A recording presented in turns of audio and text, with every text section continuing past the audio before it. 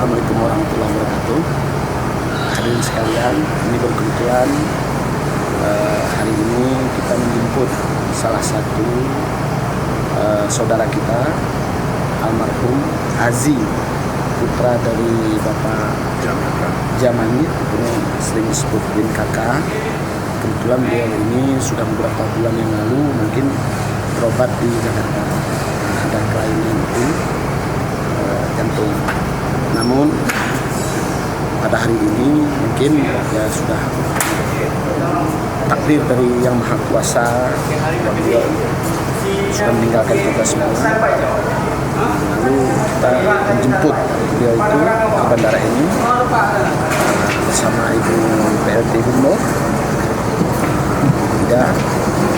dan juga tadi pagi langsung diperintahkan oleh Pak PLT Gubernur untuk memfasilitasi ini semua.